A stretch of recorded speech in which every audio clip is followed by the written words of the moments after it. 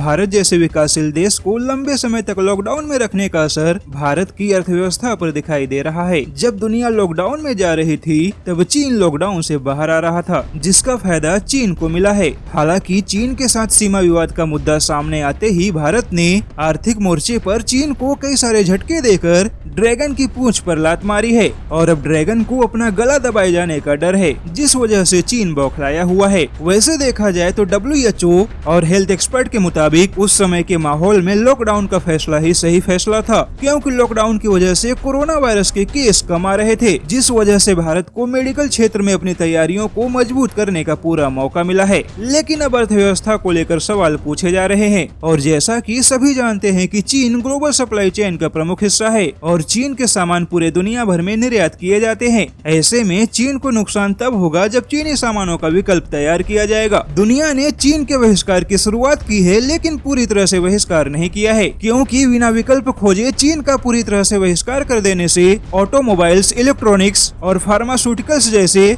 कई क्षेत्रों में गंभीर समस्या पैदा हो सकती है। और इसलिए भारत ने एक तरफ चीन के बहिष्कार की मुहिम तो दूसरी तरफ आत्मनिर्भर भारत की मुहिम को आगे बढ़ा रहा है। वहीं माल्टा की एक रिपोर्ट के मुताबिक चीन के खिलाफ इतना माहौल बनने के बाद भी अभी 9% ही चीनी सामानों का बहिष्कार हुआ है और इतने में ही चीन बौखला गया है। यानी कि सीधे शब्दों में कहे तो दुनिया भर में चीनी सामानों पर निर्भरता ने ही आज चीन की अर्थव्यवस्था को बचाया है और चीन के ऊपर से अपनी निर्भरता को कम करने में दुनिया को थोड़ा समय तो लगेगा ही। लेकिन इसी बीच में राहुल गांधी को चीन का समर्थन मिलता दिखाई दे रहा है। दरअसल राहुल गांधी ने ट्विटर के जरिए देश की GDP, GST, कारोबार और सीमा विवाद को लेकर कई सारे सवाल पूछे हैं और राहुल गांधी के इन सवालों को चीन की मीडिया का समर्थन मिल चुका है। जिस तरह से एयर स्ट्राइक को लेकर पाकिस्तान कांग्रेसी नेताओं के बयान का फायदा उठा रहा था, अब ठीक वैसे ही राहुल गांधी के बयानों का फायदा चीन की मीडिया अपने देश की जनता के सामने सबूत के तौर पे पेश कर रही है। चीनी मीडिया का कहना है कि आर्थिक मंदी और सीमा पर तनाव ने भारत के मोदी को परेशान करके रखा है और इस बात के सबूत भारत के ही विपक्षी नेता दे रहे हैं। चीनी मीडिया ने कहा है कि कांग्रेस के बयानों से पता चलता है कि PM नरेंद्र मोदी ने चीन के बहिष्कार वाली मुहिम को हवा देकर बहुत बड़ी गलती की है और PM नरेंद्र मोदी को अपने विपक्षी नेताओं की बातों को मानते हुए चीन के साथ अपने व्यापारिक संबंधों को सुधारने के लिए कोशिश करनी चाहिए। वैसे चीनी मीडिया राहुल गांधी के बयानों के जरिए